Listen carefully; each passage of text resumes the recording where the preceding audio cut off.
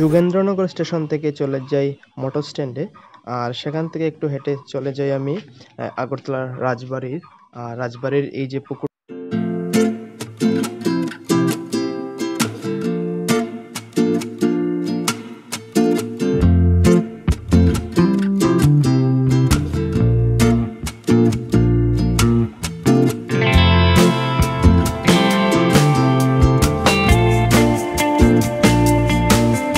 করার পর আমার খিদা লেগে যায়, তো খাওয়ার জন্য আমি চলে যাই।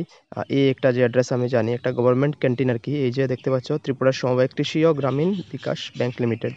তো এটা দেখানো ঠিক হচ্ছে কিনা জানি না আমি, এটা তারপরে আমি দেখাচ্ছি আর কি। এখানে খুব ঘরোয়া মতো খাবার পাওয়া যায় আর কি। এটা অ্যাড্রেসটা হচ্ছে, দেখো আস্তাবলের যে গেটটা আছে এই গেটের এখানে, ঠিক রাজবাড়ির পিছন দিকেই বলতে পারো। তো এইরকম দেখতে ভিতরের জায়গাটা আর কি, মানে দেখা যায় না বাইরে থেকে।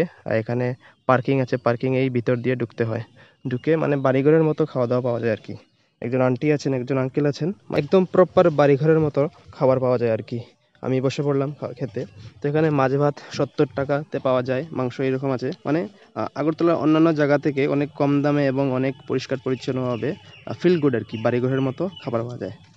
তো আমি এখানেই খাই, যদি কেউ এইদিকে আসো তাহলে অবশ্যই ট্রাই করতে পারো এখানে। তো খাওয়া দাওয়া করে এই যে এখানে আস্তাবলের এখান থেকে আমি গাড়ি করে চলে যাই আমি যে কাজের জন্য এসেছি আর কি, অফিসের কাজের জন্য গুরকাবস্তিতে আর কি। এই যে গুরকাবস্তিতে চলে এসেছি, আর এখানে যেতে যেতে দেখলাম এই যে দেখতে পাচ্ছ Nehru park. A thing of beauty is a joy forever. আচ্ছা, যাই হোক, এখানে আমার কোনো কাজ নেই, যে কাজ হচ্ছে আমার এখানে অফিসে। তো অফিসের কাজ শেষ করে আমি বেরিয়ে পড়লাম। তো এখানে দেখতে পাচ্ছ তোমরা বাইকের লাইন, মানে মিন হচ্ছে কি ত্রিপুরার মধ্যে এখন তেলের অনেক সংকট, যদিও এখন বর্তমানে যখন ভিডিওটা দেখছো তোমরা সবাই তখন নর্মাল হয়ে গেছে। তো এই যে লাইন, মানে 1 কিলোমিটারের উপর এরকম লাইন আর কি। এই যে এটা রাধানগরের পাম্প আর কি, কত বড় লাইন। আমি জাস্ট গাড়ি দিয়ে যাচ্ছিলাম আর ভাবছিলাম ভাই সাব। সো সব কাম কাজ শেষ করে এখন চলে এসেছি আগরতলা রেল স্টেশন। তো 3টার সময় ছিল আর রাজধানী এক্সপ্রেস ত্রিপুরা সুন্দরী যেটা, তো এটা এসে দেখি ক্যান্সেল হয়ে গেছে, রাত্রে 9টার সময় ছাড়বে আর কি। তো রাত্রে 9টার সময় তো গিয়ে লাভ নেই, আর নেক্সট আছে 5টা 55 লাস্ট ট্রেন, যেটা লোকাল ট্রেন আর কি, সেটাতে যাবো। আর এখন এদিকে কোথায় যাচ্ছি, এদিকে যাচ্ছি হলো আমার একটা বন্ধু রেলেতে জব করে, তো তার কোয়ার্টার সামনে প্রবলেম, আর 2 ঘন্টা 2.5 ঘন্টার মতো আছে, তার ওখানে বসে গল্প টল্প করে যাব। কলেজের ফ্রেন্ড একসাথেই আমরা গেছিলাম আর কি। এই দেখো রেলওয়ে কর্মচারীর রুম। তো মোটামুটি এখন বাজছে 5:30, 2.5 ঘন্টা 2 ঘন্টার মতো রেস্ট করলাম বন্ধুর ঘরে। এখানে ওর কোয়ার্টার আছে আর কি, রেলওয়েতে জব করে।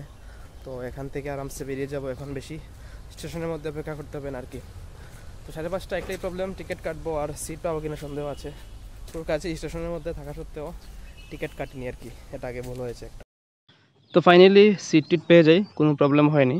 তো আমি সবার কাছ থেকে একটা অভিমত জানতে চাই, যে আমি যেরকম ভার্টিক্যালভাবে যে ভিডিও করছি এটা কি সুইটেবল কিনা। নর্মালি আমি হরাইজন্টালভাবে করি।